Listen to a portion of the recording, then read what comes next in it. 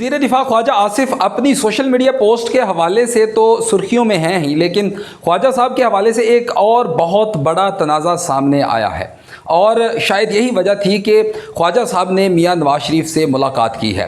मामला कुछ यूँ हुआ है कि ख्वाजा साहब के इलाके सियालकोट में एक एडीसी को ना सिर्फ उसके ओहदे से हटाया गया है बल्कि उसे गिरफ्तार भी किया गया है और उसका जिस्मानी रिमांड भी ले लिया गया है। और ये पूरा जो मामला है ये ख्वाजा साहब के इल्म में लाए बगैर सर अंजाम दिया गया है, यानी कि ख्वाजा साहब से इस मामले के हवाले से पूछा भी नहीं गया।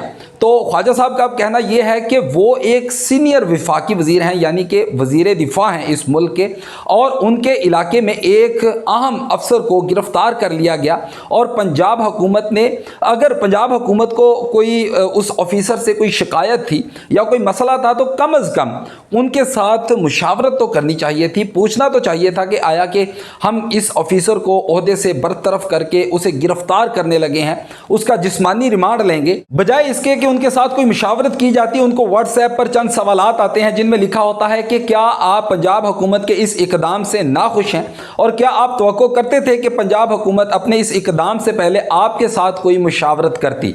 और इस पर जो वज़ीर दिफा ख्वाजा आसिफ हैं उन्होंने कोई जवाब नहीं दिया। जबकि दूसरी तरफ वज़ीर आला पंजाब मरियम नवाज़ का जो मौक़िफ़ है वो दो टोक है। उनका कहना है कि जो ब्यूरोक्रेसी के तमाम मामलात हैं उनमें किसी भी किस्म की सियासी मुदाखलत अब नहीं चलेगी और वज़ीर आला पंजाब के इस इकदाम से उनकी पार्टी के अपने भी दूसरे कई लोग उनसे नाखुश हैं और पीपल्स पार्टी भी वज़ीर आला पंजाब के इस इकदाम से खुश नहीं है। दूसरी खबर लाहौर के हल्का NA 129 से है, जहां पर पाकिस्तान तहरीक इंसाफ के रहनुमा हम्माद अजहर के कागजात नामजदगी तकरीबन मंजूर कर लिए गए हैं।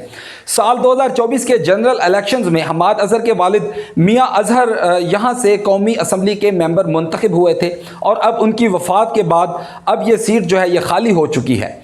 हल्का NA 129 लाहौर में गुलशन रावी, समनाबाद, सब्जाजाद, यतीम खाना और दूसरे बहुत से अहम इलाके आते हैं। 2024 के इलेक्शंस में पाकिस्तान तहरीक इंसाफ के उम्मीदवार मियां अजहर थे, जबकि उनके मुकाबले में पाकिस्तान मुस्लिम लीग नून के उम्मीदवार हाफिज मियां नुमान थे, जबकि ये मुकाबला मियां अजहर ने जीत लिया था। अब ज़िमनी इलेक्शंस में भी पाकिस्तान मुस्लिम लीग के जो मुमकिन उम्मीदवार हैं वो हाफिज मियां नुमान ही होंगे और अब उनका मुकाबला मियां अजहर के बेटे हम्माद अजहर से होगा।